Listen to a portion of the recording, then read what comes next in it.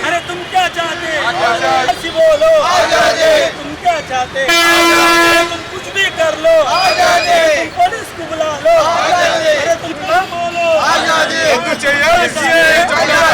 CA बोलो। आजादी। अरे तुम क्या चाहते? आजादी। हम क्या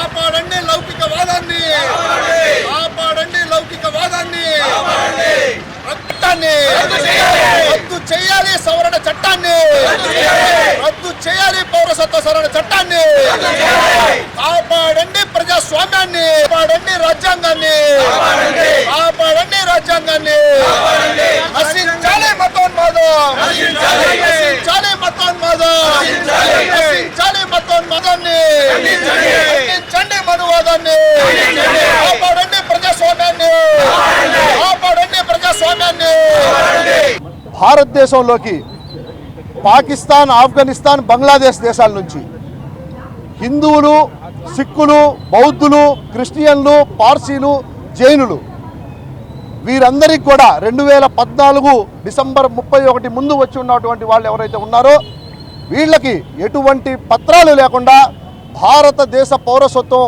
ఇచ్చేటువంటి చట్టమే ఈ సిటిజన్షిప్ అమెండ్మెంట్ యాక్ట్. మా అభ్యర్థన ఏమిటంటే ఈ భారతదేశంలో ఈ భారతదేశ భూభాగంలో ఈ భారతదేశ స్వతంత్ర పోరాటంలో మరి భాగస్వాములైనటువంటి ముస్లింలని ఈ హిందువులు పార్సీలు జైనులు బౌద్ధులు క్రిస్టియన్లు ఈ మైనారిటీ తెగల నుంచి వేరు చేయడాన్ని మేము తీవ్రంగా ఖండిస్తూ ఉన్నాం. దీనివల్ల ఈ బీజేపీ పార్టీ ఈ కేంద్ర సర్కారు చెప్పదలుచుకున్న ముఖ్యమైనటువంటి విషయం ఏంటంటే ఈ దేశంలో 20 కోట్ల జనాభా పైగా ఉన్నటువంటి ముస్లింలని మేము ద్వితీయ శ్రేణి పౌరులుగా చేస్తూ ఉన్నాం. వారి హయాంలో కట్టినటువంటి మసూదుల్ని మేము ఇంకా ముందు కూడా కూలుస్తాం, మందిరాలు కడతామని చెప్పి ఈ దేశంలో రాజ్యాంగం కాకుండా మనోవాద సిద్ధాంతాన్ని మేము తీసుకొస్తామని చెప్పి ఒక పునాది చర్యగా ఏదైతే బాబ్రీ మసీద్ ఘటన ఉందో ఆ తర్వాత ఈ యొక్క సిఏఏని తెర మీదకి తీసుకురావడం ఆచార వ్యవహారాల్లోకి మా యొక్క సాంస్కృతిక వ్యవహారాల్లోకి తలదూర్చి ఈరోజు తలాక్ మీద లేకపోతే వేసుకునేటువంటి బుర్కా మీద మేము తినేటటువంటి తిండి మీద ప్రతి అంశం మీద ఆంక్షలు విధిస్తూ ఈ యొక్క బీజేపీ ప్రభుత్వం ఒక రకంగా చెప్పాలంటే ఈ నరహంతక నరేంద్ర మోడీ చేస్తున్నటువంటి ఈ యొక్క ఏదైతే మతాన్ని అడ్డుపెట్టుకొని చేస్తున్నటువంటి రాజకీయాన్ని లౌకికవాదులుగా ప్రజాస్వామ్యవాదులుగా మనందరం కూడా తీవ్రంగా ఖండించాల్సినటువంటి ఆవశ్యకత ఉంది. మరి ఆ యొక్క అవసరంతో ఏదైతే వీరు చేసినటువంటి చట్టం ఏదైతే ఉందో ఇది అన్కాన్స్టిట్యూషనల్, ఇది ఆర్టికల్ 14కి వ్యతిరేకంగా ఉన్నటువంటి చట్టం.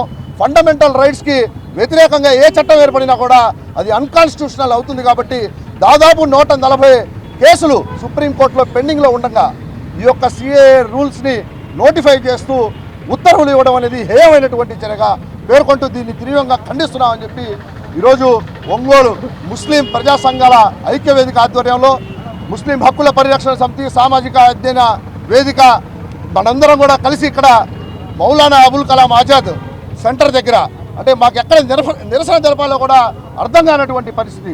అందుకోసం మా గోడుని ఆయనకు వినిపించుకునేందుకు ఇక్కడికి రావడం జరిగింది. మతపరమైనటువంటి రాజకీయాలు ఆంధ్రప్రదేశ్లో ఉన్నటువంటి రాజకీయ పార్టీలను కూడా మతపరమైనటువంటి రాజకీయాలు చేసేటువంటి రాజకీయ పార్టీలకు దూరంగా ఉండాలని ఆ యొక్క రాజకీయాల్ని ఆంధ్రప్రదేశ్లో తీసుకురాకుండా ఉండాల్సినటువంటి అవసరం ఉందని చెప్పి ఈ సందర్భంగా తెలియజేసుకుంటూ